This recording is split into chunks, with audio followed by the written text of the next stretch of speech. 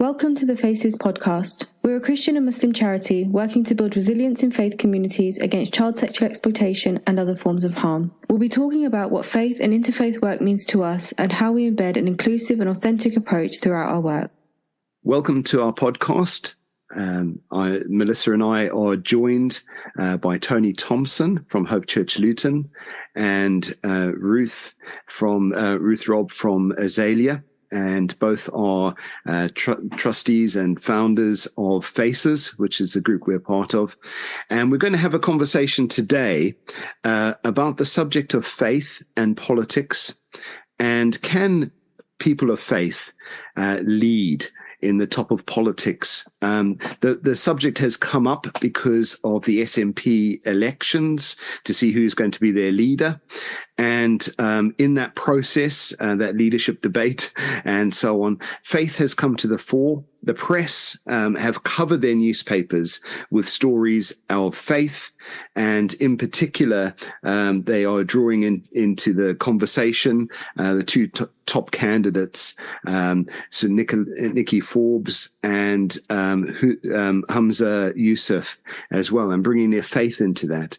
And with the history of some of this, Tim Farron, as leader of the Lib Dems, was questioned in Parliament very strongly about his faith and persistently. And as a result of that, felt he had to step down from his leadership to either be a good Christian or a good leader of the particular party he was part of.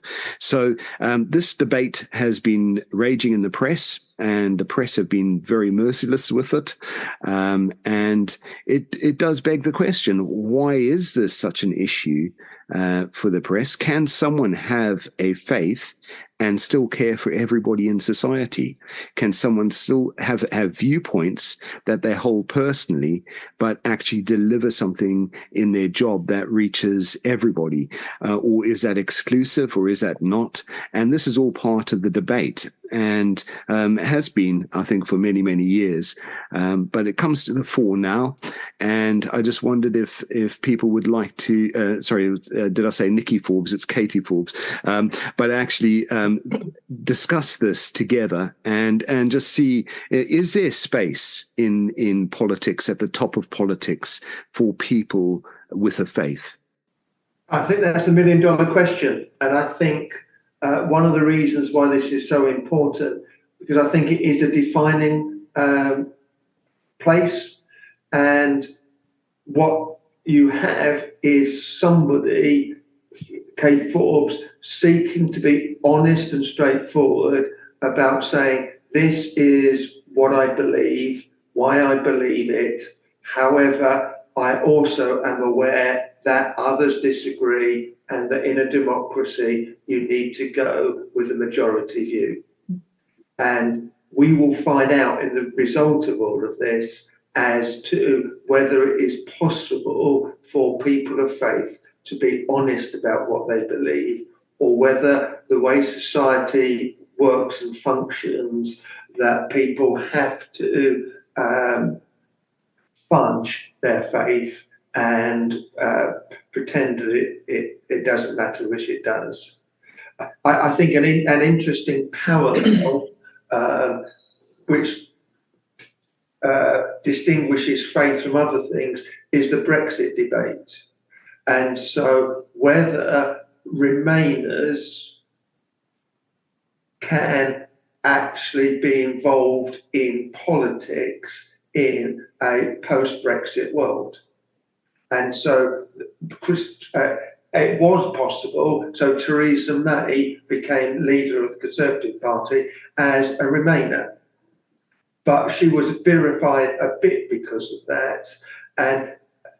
But she was allowed to do it. And there is an acceptance that some Remainers can be involved in the Brexit world. So outside of the faith argument, people can disagree, but they can be involved with things even if they didn't necessarily agree with it to start with. The issue through here, Tim Farron was an example where he was hounded out, although the comment he has made since is that it is possible for a Christian to be involved at that level, but just he didn't have the skills that were needed to be able to do that. And I heard an interesting conversation between Kate Forbes and Tim Farron, which was recorded before, about 6 months or so ago, where Tim Farron commended Kate Forbes for her presenting herself as a Christian and being straightforward about it, and the fact that he felt she was more able to do it than he had been, because she'd had a number of other interviews before this came up where she had declared herself as a Christian and what she believed. But I think it's come to a head now as to whether anybody can be upfront about their faith, whether it's Christian or Muslim or Hindu, with our current Prime Minister, and still be a political leader in a current context.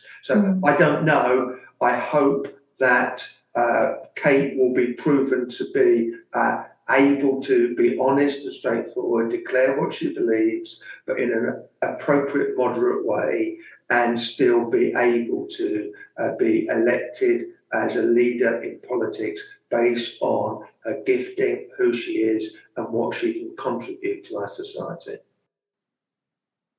One thing that we often talk about at Faces is how much we have in common with each other as Christians and Muslims, compared to perhaps sometimes people who don't identify as having any particular faith.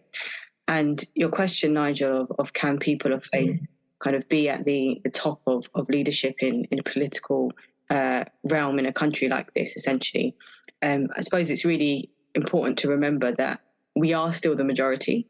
More people identify as having a religion in the UK than don't. And actually, as much as there might be some issues which are presented as much louder than others, like around gender, like around sexuality, and all of these things, which there can be some contention with religious belief around, it's still really important that we're able to have that representation of what our beliefs are and speak for the majority of people in the UK who have a faith. Where these issues might actually be really relevant. And I acknowledge completely what Tony said, in that there needs to be a balance of having your own beliefs, but also acknowledging that I may vote in a certain way and present a certain thing on some of these issues, being true to my faith and my belief, but actually whatever that outcome is based on the votes is what is upheld. And so yes, I think that that question is a really important one, but the answer has to be yes. Yeah. And I think at the end of the day, everyone has belief. Every single person has belief. And sometimes that belief can be passionate about no belief, but there's always belief. And we all have our own moral compass. And if we are conscious about communicating that or not, it still directs our philosophies and our perspectives. So we all have them. And to say that someone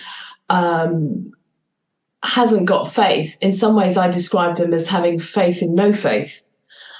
We all have that moral compass, don't we? We all have a directive within our spirituality to 100% govern who we are and how we. And I feel for Katie, because she's been very upfront, which is definitely against the tide of modern day politics, and it's been incredible how she's been the focus of it. Perhaps more questioned than she has been in the last few weeks, and she has been done, for decades. And for Katie, she's very clear why she believes and why she doesn't believe.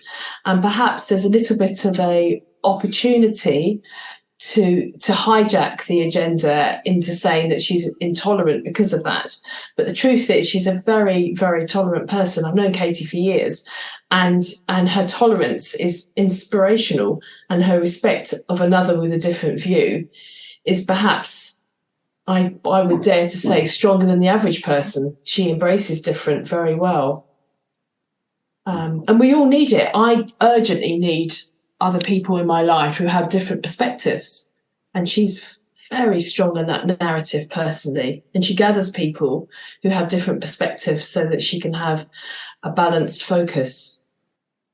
Yeah, I think with all of this, I'm just wondering, what do you think the benefits of having someone who has faith that they are clear on at the top of an organization, and what do you think the probably pitfalls could be? And being upfront like this is something that's been very clear in this leadership contest, but these people haven't been quiet about their faith the whole way through, and they have been up the top of that party. So I'm just wondering, what do you think the benefits or potential pitfalls are going forward? Because this story is going to unravel over the next few weeks and months, and I'm just wondering, what do you think those things may be? Can I start with the pitfalls? And I think it's clear, it's that when someone says I'm Christian or I'm Muslim, there is so much misunderstanding around what that means, because even people, within that faith may not have the knowledge and kind of background to where they actually know all the ins and outs. There might be a lot of misinformation and misconceptions around what that means as an individual and as a leader and as a politician. So I think that's a big pitfall, but that doesn't speak to the person's ability. That speaks to the society we're in and the way that faith is viewed, unfortunately. The fact that it's been okay to follow the line of questioning that we've seen throughout this debate is, it shows that there's a real problem with how faith is viewed. And it's okay to kind of almost discriminate against the beliefs that we have, where it suits and where it sells. So that's unfortunately been one of the negatives we've seen. I think it's incredible with Katie, because she's being seen to be a woman who is driven by policies rather than a woman who is driven by popularity. And that's very refreshing. And we urgently need that in politics, that we are not about a commercial entity, that we are about people of principles. And as Thomas More said, a person of all seasons is paramount, I think, in the world to come concerning politics. I love the fact of what Melissa said about the negative side. And I think the negative side can be that a person of faith can be perceived as being a person that is stubborn, that is closed, that will not bend for other people.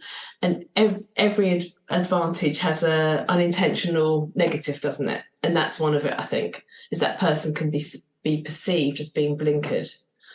I think the key is I certainly don't want us to be in an intolerant regime, a totalitarian regime. Yes. Whereby everyone has to agree about everything.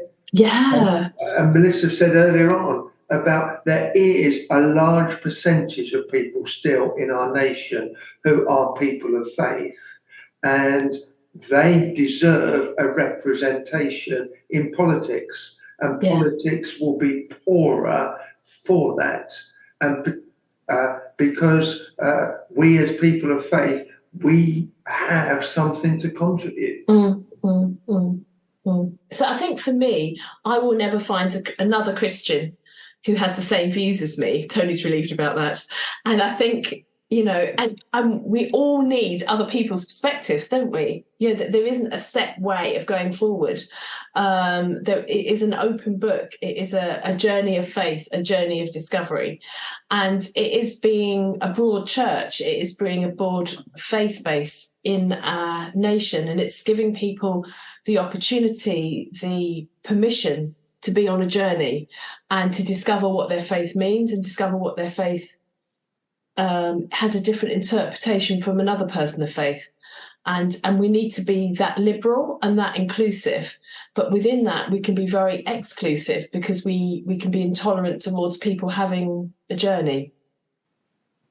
The sad thing to me is that this polarisation is driven by the media. And it's very easy for some politicians, for quick wins, to just go along with their agenda. Whereas behind the scenes, actually the relationships between politicians is much friendlier and much more open and different. And that there are Christian politicians in many different political parties at different levels. They have a relationship with each other. There are people of Muslim faith there, and they are engaged personally and in relationship with others. And so actually,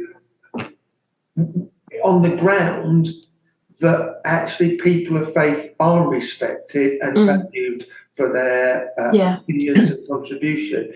It's just that when it comes to elections like this, there is this pressure driven by the media for sound bites, for quick wins, which undermines the whole of our democratic society, and will be poorer if this side of things win. Yeah, I was at a select committee on Monday, and I just happened, because I knew I had some communication with Nigel just before, so it was in my head. And I just asked, how many faiths are here? How many faiths are here? So we had 3 different parties and we had 7 different faiths. And I think that's wonderful, because what they brought to the table was a unique perspective that we urgently need. We urgently need to have other perspectives and to respect that and to be tolerant of it. And that's something I personally really like about Katie. She's one of the most tolerant people you can imagine. And that it has so annoyed me how she's been projected as being intolerant, and she's not. It's been hijacked in an agenda that she hasn't chosen. Sorry, Tony, your question, Nigel, about what's, the benefits. I think above all, just as in any kind of role and position, you want the most competent person who is able to do the job. And yes, kind of their experience and background and all of those things will play a part. But ultimately, there could be another Christian or another Muslim who is very much not the right person for the job. But these people are where they are because they've shown that they are candidates and they are competent enough to do the job. And having religious belief and having conviction in those beliefs shouldn't be something that disqualifies you for it. And if we live in a country that says we uphold the rights and protect the rights of equality to people because of religion, then it shouldn't be a question of, asking a well-known fact around sexuality or things like that, because the answer you're going to get, that shouldn't be something that's used to disqualify someone. Otherwise, you're ultimately just discriminating against people of faith, in a blanket kind of way. Yeah. The thing that I find most encouraging in the midst of this and pin my hope on is I've got in front of me a YouGov survey that was done just a week or so ago, asking people about one of the questions: to what extent, if at all, would you support or oppose people with religious faith holding top government jobs? So what did the public feel about this rather than sound bites? And 60% said that they supported it. Yeah. 20% opposed and 20% did not know. So despite what is said and what is done, actually the public out there is open to it to a level of 3-1, 60 to 20 are for it. And so my hope is that this will be demonstrated, because it's not the media that has the votes. It'll be the members of the SNP that they would not discriminate against anyone because of their faith. And so I am hopeful, but I do think it's a crucial area and a crucial battle that we're in at the moment. Yeah, I think, and time will tell as well with this particular, leadership contest, but then also a following election afterwards will also show something into this arena. I think the press always drive a kind of dichotomy of opinion to bring out something. And they've driven that very hard during this to try and draw out things. But I think just looking at the kind of opinion you've just raised there, expressed by the YouGov poll, one of the things I'd just say about that is some of the terms used and this is what Melissa raised, was the understanding and the religious literacy of the nation is not particularly high on some issues. I wonder if the term used in the poll, evangelical Christian, probably means American style Christian to the majority of British people.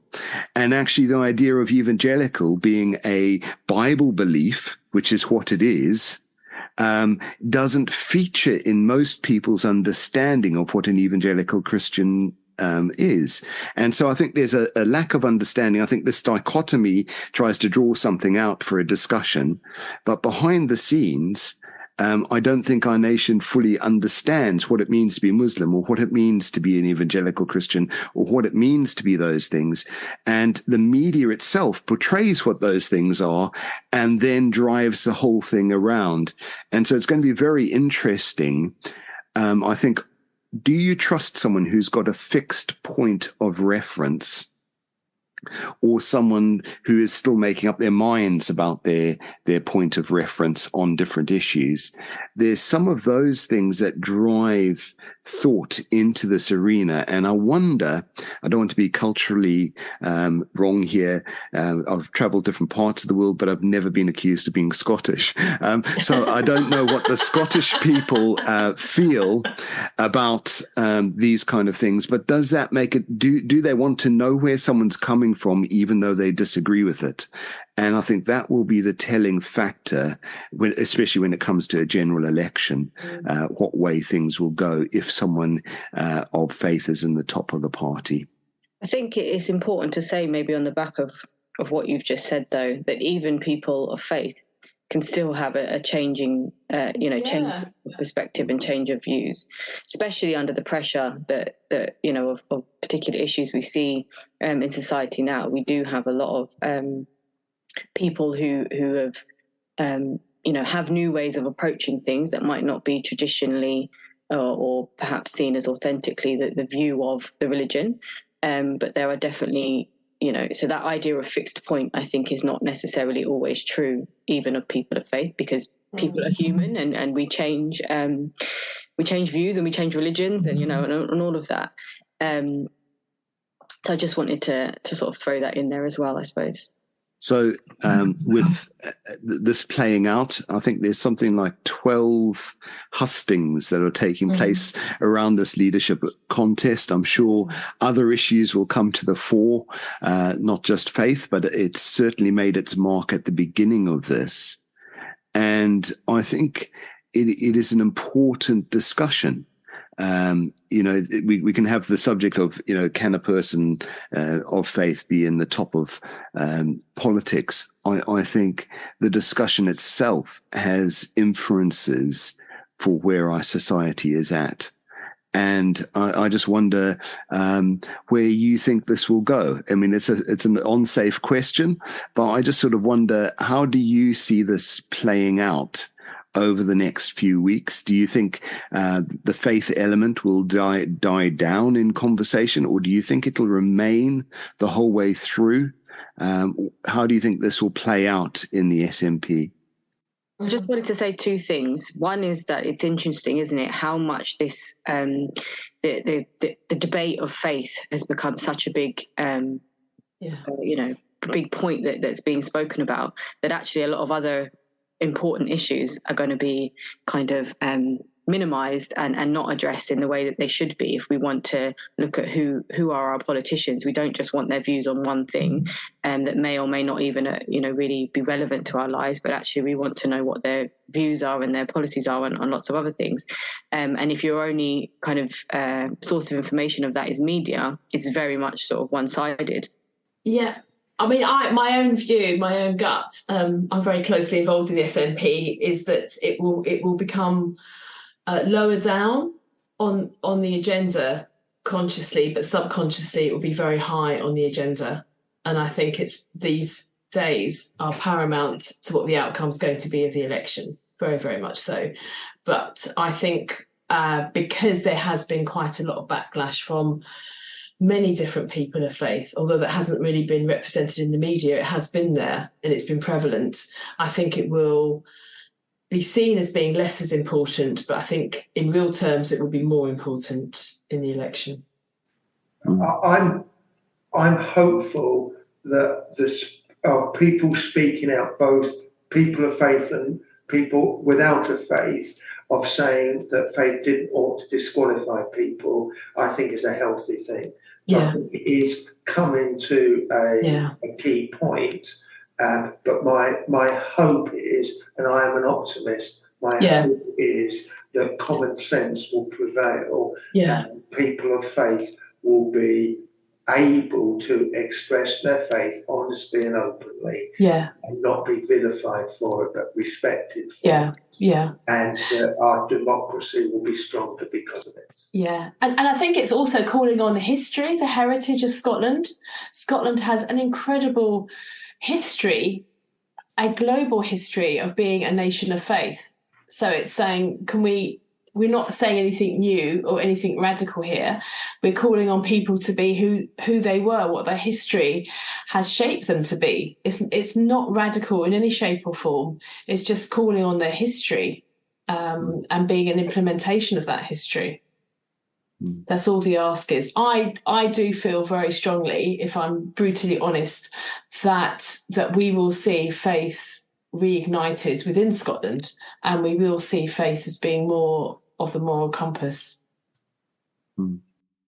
We walk a fine line, don't we, between this idea of being inclusive and equality, but actually in our efforts to try and put that into practice for some certain groups, that actually it becomes discrimination against others.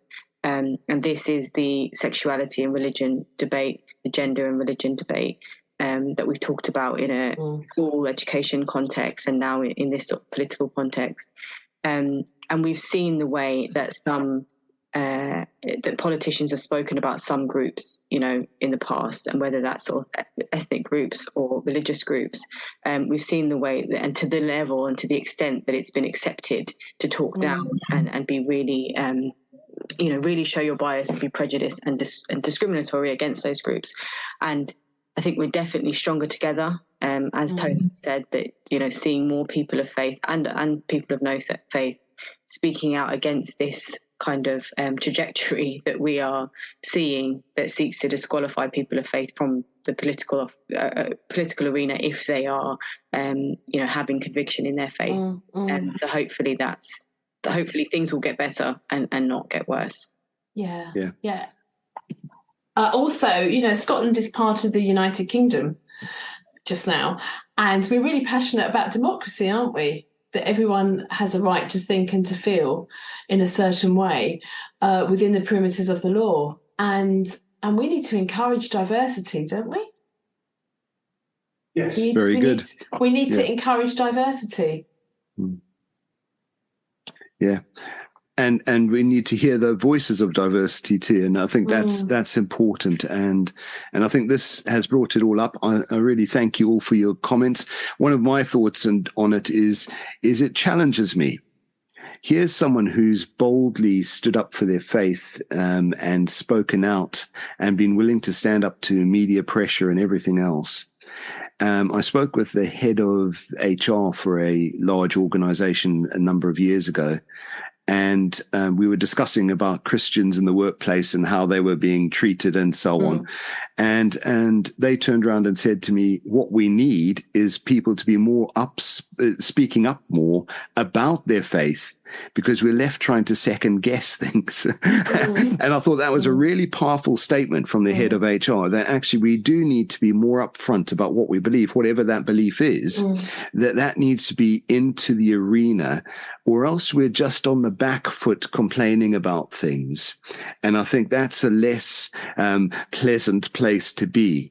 But there's a need to bring who we are and our beliefs into whatever arena we're in. And that's one of the things I find a challenge watching the story unfold in the news. And I'm sure there'll be lots more to follow and many twists and turns, because a day is a long time in politics, they say. And I wonder how this will all play out in the end. But thank you all for your wisdom, your comments, your insights. And I think we'll end it there.